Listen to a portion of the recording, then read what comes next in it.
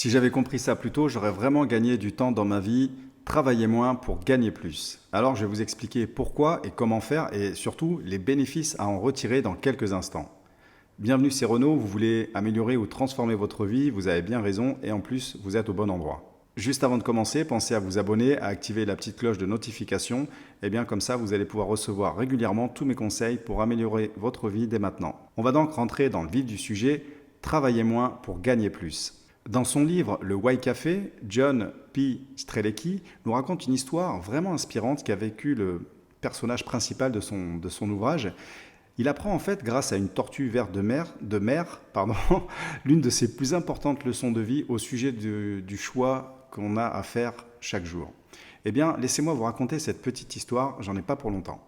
En pratiquant la plongée, le personnage y découvre bien évidemment des poissons, des anguilles, et il passe une super journée à observer tous ces animaux dans leur milieu naturel. Il est à peu près à une trentaine de mètres de la plage, et à ce moment-là, il voit une grosse tortue verte qui nage à côté de lui. Alors, en plus, c'est la première fois qu'il en voit une, et en plus de ça, dans son milieu naturel. Il remonte donc à la surface pour l'observer, et elle se trouve donc maintenant juste en dessous de lui. Et elle nage, elle, en s'éloignant de la plage. Alors, il raconte qu'à sa grande surprise, bien qu'elle se déplace très lentement, il n'arrivait pas à la suivre. Elle s'éloignait, et puis simplement, quelquefois, en donnant des petits coups de nageoire, et parfois en se laissant porter par la mer. Après seulement quelques minutes, elle l'avait complètement semé, elle s'était vraiment éloignée très loin de lui. Alors, le lendemain, il retourne au même endroit pour essayer de la retrouver et de retenter de la suivre. Alors, il la retrouve, bien évidemment, mais une fois de plus, il n'a pas réussi à la suivre. Donc il a donc arrêté de nager, il s'est laissé flotter pour observer comment elle faisait. Et c'est à ce moment-là qu'elle lui a enseigné justement cette très grande leçon de vie. Il a réalisé en fait que la tortue, elle ajustait ses mouvements à ceux de l'eau, à ceux, vous savez, des remous et des vagues de l'eau. Lorsqu'il y avait une vague qui venait la frapper de front, eh bien elle se laissait flotter et elle nageait uniquement pour maintenir sa position. Et lorsque les vagues repartaient vers l'océan, là, elle avançait beaucoup plus rapidement de façon à profiter du mouvement de l'eau. Eh bien, en fait, elle ne combattait jamais les vagues. À la place, elle les utilisait. Elle se servait donc de l'énergie de la mer. Le personnage, lui, n'arrive pas à suivre la tortue, bien évidemment. Pourquoi ? Parce qu'il nage constamment, même quand il est à contre-courant. Alors au début, il arrive à rester à sa hauteur parce que, bon, au début, c'est assez facile. Mais plus il lutte contre les vagues, eh bien forcément, plus il va s'épuiser. Ensuite, lorsque les vagues revenaient vers la mer, eh bien, il avait tout simplement plus assez d'énergie pour profiter de l'avantage du courant, de l'inertie, on va dire, des vagues. Et je trouve que c'est vraiment une très belle métaphore qui met en évidence le fait de ne pas toujours avoir la tête dans le guidon, d'enchaîner des journées de travail les unes après les autres sans jamais prendre un recul en fait nécessaire pour observer ce qu'on est tout simplement en train de faire nous. Et parfois, les semaines deviennent des mois, les mois deviennent des années, et on peut facilement laisser filer comme ça 10 ans de notre vie sans nous en rendre compte. Et il y a un temps pour tout, c'est un peu comme au sport. Il faut du temps pour faire des efforts, pour faire des exercices physiques, et il faut du temps pour récupérer. La récupération est très importante. Si on force tout le temps, eh bien, on s'épuise. De la même manière, tout simplement, quand on mange et ensuite on digère. On ne passe pas toute la journée à manger.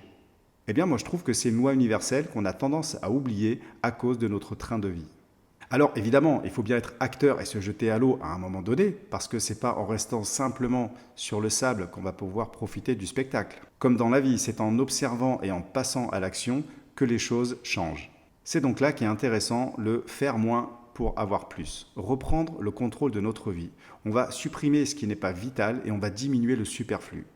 On peut commencer par des choses simples afin de passer facilement à l'action pour ensuite étendre cette stratégie dans tous les domaines de notre vie qui nous sont importants.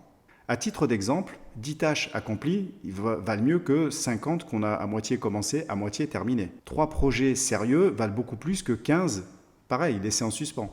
5 habits, 5 pantalons qui nous plaisent, ils valent mieux que 12 empilés dans notre armoire. Vous voyez, je prends des exemples un peu simples, mais c'est vrai.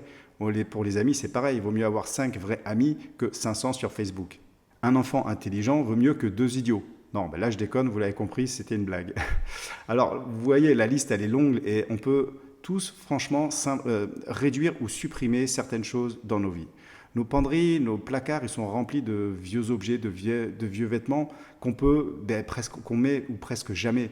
Et nos garages, c'est exactement la même chose. On a un tas de bordel qu'on conserve et qui nous pollue l'espace en fait. Nos bureaux, c'est exactement pareil. On a plein de vieux papiers, on a plein de vieux dossiers.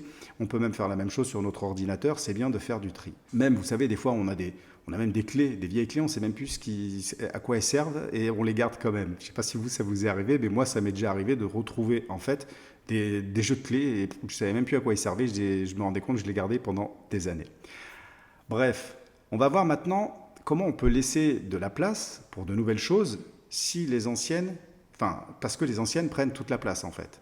Il ne s'agit pas non plus de se séparer des choses essentielles et utiles, mais plutôt de virer toutes celles qui vont nous encombrer dans la vie.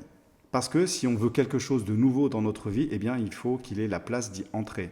Si on a les mains pleines, par exemple, si vous avez les mains pleines, comment vous voulez attraper quelque chose d'autre? C'est tout simplement impossible. On doit avoir les mains vides pour saisir de nouvelles opportunités, de nouveaux projets. Est-ce que vous vous êtes jamais senti bien après un grand nettoyage de printemps, par exemple? Eh bien, ça, on devrait le faire régulièrement, tout simplement pour nous sentir mieux. Lorsqu'on va se débarrasser des choses dont on n'a plus besoin, on va déjà se sentir mieux et elles vont permettre à d'autres, encore une fois, d'arriver. Il en va de même pour nos projets qui sont inachevés, qui restent dans notre tête et qui nous perturbent. Et ça, malheureusement, eh bien, on n'en prend pas toujours conscience. C'est pour cette raison qu'il est important de faire le point dans toutes les sphères et les domaines de notre vie, de prendre du recul et d'analyser notre situation et notre vie actuelle. Avant d'aller de l'avant et de profiter de nouvelles activités, de nouvelles rencontres ou de nouveaux plaisirs, dressez la liste de tout ce qui vous pollue. Ce sera déjà le premier pas à faire. Ensuite, vous allez choisir 3 choses qui sont inachevées, faciles à faire immédiatement et faites-le, débarrassez-vous-en de votre esprit. Alors, je vais vous donner un exemple de liste. Vous avez très certainement des placards qui débordent de vêtements que vous ne mettez plus. Vous avez un grenier ou un garage plein de vieils objets. Vous avez peut-être des meubles qui sont à moitié montés, à moitié cassés. Vous avez peut-être votre voiture qui doit aller faire des réparations. Vous avez peut-être des dettes impayées. Vous savez, vous avez plein de choses comme ça, un bureau en bordel. Bref, c'est peut-être le temps de noter tout ce qu'il y a d'inachevé dans votre vie et d'y mettre un terme. Ça peut être aussi dans des relations, des gens avec qui vous devez peut-être vous réconcilier, des gens avec qui vous devez peut-être pardonner. Bref, la liste, elle n'est pas exhaustive et c'est à vous un petit peu de savoir vraiment faire la table rase dans votre vie.